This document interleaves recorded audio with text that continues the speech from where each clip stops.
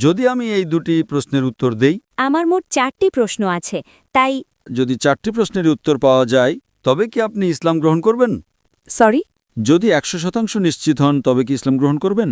Inshallah, I will accept Islam.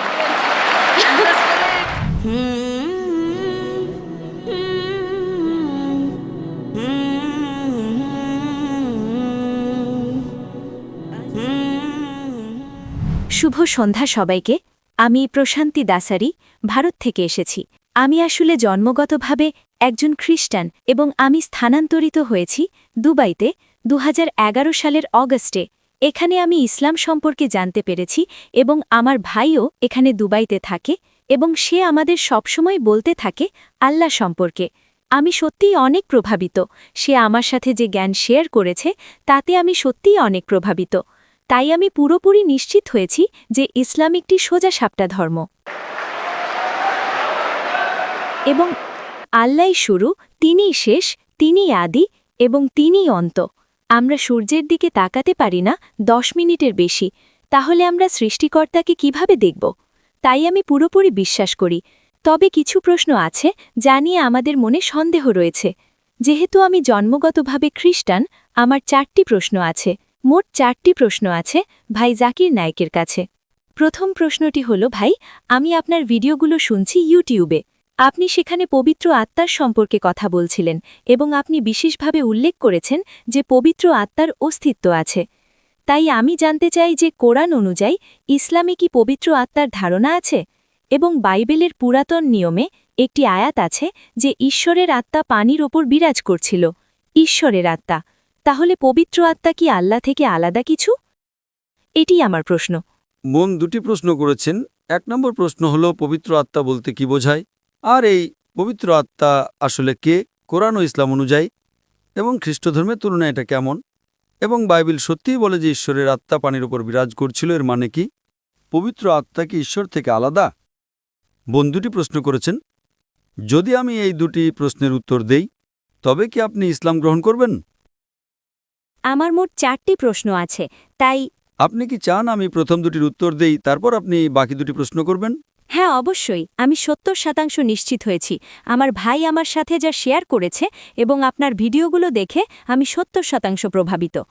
আমি 70% নিশ্চিত আমি আপনার কাছে খুবই সৎ এবং স্বচ্ছ থাকছি। তাহলে ইনশাআল্লাহ যদি 4টি প্রশ্নের উত্তর পাওয়া যায়, জি। যদি 100% নিশ্চিত হন তবে কি ইসলাম গ্রহণ করবেন? Inshallah, I will accept Islam. বোন দুটি প্রশ্ন করেছেন এবং এরপর তিনি বাকি দুটি প্রশ্ন করবেন যে বাইবেলে পবিত্র আত্মার কথা উল্লেখ আছে, পবিত্র আত্মার অর্থ কি? কোরআনে পবিত্র আত্মার যে সংজ্ঞা তা ইসলামের মতো এক নয়, কারণ খ্রিস্টানরা যখন পবিত্র আত্মার কথা বলে তারা মনে করে এটি ত্রিত্ববাদের একটি অংশ। একই সাথে 3 ঈশ্বর, যদিও ত্রিত্ববাদ শব্দটি বাইবেলের কোথাও নেই, কোথাও না। পিতা, পুত্র এবং পবিত্র আত্মা। যখন তারা পিতা বলে তখন তারা সর্বশক্তিমান ঈশ্বরের কথা ভাবেন, যেমন একজন সান্টা ক্লজ স্বর্গে বসে আছেন আর পৃথিবীটা তার পায়ের নিচে।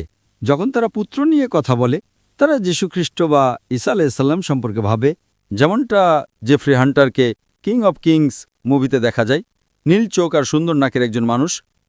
যখন তারা পবিত্র আত্মা নিয়ে কথা বলে তারা পেন্টেকস্টের সময় কবুতরের কথা ভাবেন, অথবা যখন যীশুখ্রিস্ট বাপ্তিস্মা নিচ্ছিলেন সে সময়ের কথা ভাবেন। কোরআনে যে আত্মার কথা বলা হয়েছে তা কি? আমি বিশ্বাস করি কোরআন এখানে প্রধান ফেরেশতা জিবরাইল আলাইহিসসালাম সম্পর্কে বলছেন। তিনি ফেরেশতাদের মধ্যে একজন, আল্লাহ সুবহানাহু ওয়া তাআলার পাঠানো। তার অন্যতম প্রধান কাজ ছিল বাণী পৌঁছে দেওয়া মুহাম্মদ সাল্লাল্লাহু আলাইহি সাল্লামের কাছে। তার আরও অনেক দায়িত্ব ছিল, তাই আমরা এই ফেরেশতায় বিশ্বাস করি। তাই আপনি যদি বলেন যে সেখানে একটি আত্মা আছে, আমাদের কোনো সমস্যা নেই, কিন্তু তিনি ত্রিত্ববাদী ঈশ্বরের অংশ নন এবং তার উভয় ভিন্ন। প্রধান ফেরেশতা জিবরাইল আলাইহিস সালাম সম্পূর্ণ আলাদা আল্লাহ সুবহানাহু ওয়া তাআলা থেকে। এমনকি উল্লেখিত বাইবেলেও এই আত্মা আলাদা আল্লাহ সুবহানাহু ওয়া তাআলা থেকে। তারা একীভূত নন। এটি গির্জার নিজস্ব শিক্ষা, কারণ ত্রিত্ববাদ শব্দটি বাইবেলের কোথাও পাওয়া যায় না। কিন্তু যদি আপনি কোরআন পড়েন তবে ত্রিত্ববাদের কথা কোরআনের দুবার উল্লেখ করা হয়েছে। সূরা নিসা অধ্যায় 4 আয়াত 171, ওয়ালা তাকুলু সালাসা, যেখানে বলা হয়েছে ত্রিত্ববাদ বলো না, ইনতাউ খায়রুল লাকুম, এটা থেকে বিরত থাকো, এটাই তোমাদের জন্য উত্তম। কোরআন বলছে ত্রিত্ববাদ বলো না, এবং একই বাণী পুনরাবৃত্তি করা হয়েছে সূরা মায়েদা অধ্যায় 5 আয়াত নম্বর 73। लक़द कफ़र लज़ीना क़ालू সেখানে বলা হয়েছে নিশ্চয়ই তারা কুফরি করছে যারা বলে যে ঈশ্বর তিনের মধ্যে এক। সুতরাং তৃতীয়বাদ শব্দটি কোরআনে দুবার এসেছে এবং উভয় স্থানেই বলা হয়েছে যে এই ধারণাটি ব্যবহার করা ভুল। কোরআনে উল্লেখ করা হয়েছে তৃতীয়বাদ না বলতে, কিন্তু এই তৃতীয়বাদ শব্দটি বাইবেলের কোথাও নেই। সবচেয়ে কাছাকাছি তৃতীয়বাদের যে আয়াতটি বাইবেলে আছে সেটা হলো জনের অধ্যায় 5 আয়াত 7, যেখানে বলা হয়েছে স্বর্গে সাক্ষ্য দেওয়ার জন্য তিনজন আছেন, পিতা, বাক্য এবং পবিত্র আত্মা, আর এই তিনজনই এক। তো এই আয়াতটি আপনি যদি রিভাইজড স্ট্যান্ডার্ড ভার্সন বাইবেলের পড়েন, যা 32 জন উচ্চমানের খ্রিস্টান পণ্ডিত দ্বারা সংশ্লিষ্ট করা হয়েছে, তারা বলেছেন যে এই আয়াতটি গসপেল অফ জন অধ্যায় 5 আয়াত 7 একটি বাইরে থেকে ঢোকানো, এটা বানোয়াট মুদ্রার জাল। তাই তারা এই আয়াতটিকে বাইবেল থেকে বের করে দিয়েছেন। সুতরাং বাইবেলের যে আয়াতটি সরাসরি তৃতীয়বাদ নিয়ে কথা বলছিল না, কিন্তু তার সবচেয়ে কাছাকাছি ছিল, খ্রিস্টান শিক্ষাবিদরাই তাকে ছুঁড়ে ফেলে দিয়েছেন বানোয়াট এবং জাল হিসেবে। স্বাভাবিকভাবেই পবিত্র আত্মা এবং সর্বশক্তিমান ঈশ্বর এরা দুটি ভিন্ন সত্তা, তারা এক নয়। এবং কোরআনে বলা হয়েছে জিবরাইল আলাইহিস সালামের কথা, তিনি একজন ফেরেশতা আল্লাহ সুবহানাহু ওয়া তাআলার। আশা করি বিষয়টি আপনার কাছে পরিষ্কার হয়েছে বোন। Yes, brother. আমি আপনার বাকি দুটি প্রশ্ন জানতে চাই। হ্যাঁ, আমার তৃতীয় প্রশ্নটি পবিত্র আত্মার সাথেই সম্পর্কিত। সকল নবী বা আল্লাহর মানুষ, যেমন ইব্রাহিম, ইসহাক এবং মুসা আলাহিসাল্লাম, এই সকল নবী আল্লাহর সাথে যোগাযোগ করতেন। তারা আল্লাহর সাথে ভাব বিনিময় করতেন। আল্লাহর সাথে যোগাযোগ করার জন্য যেহেতু তারা সবাই আল্লাহর মনোনীত ব্যক্তি ছিলেন, তাদের অবশ্যই বিশেষ কোনো শক্তির অধিকারী হতে হয়েছিল। এটি হয়তো আল্লাহর অনুগ্রহ ছিল, তাই এটি একটি শক্তি, সেখানে বিশেষ কোনো শক্তি কাজ করেছে যাতে তারা আল্লাহর সাথে যোগাযোগ করতে পারেন। তো সেই শক্তিটা আসলে কি? তো এতকাল আমার ধারণা বা বুঝটা যা ছিল তা হল পবিত্র আত্মার সাহায্যেই সকল নবী আল্লাহর সাথে সুপারিশ করতেন। এটি কি সত্য? বোন প্রশ্ন করেছেন যে রসুলগণ সুপারিশ করেন সর্বশক্তিমান আল্লাহর কাছে।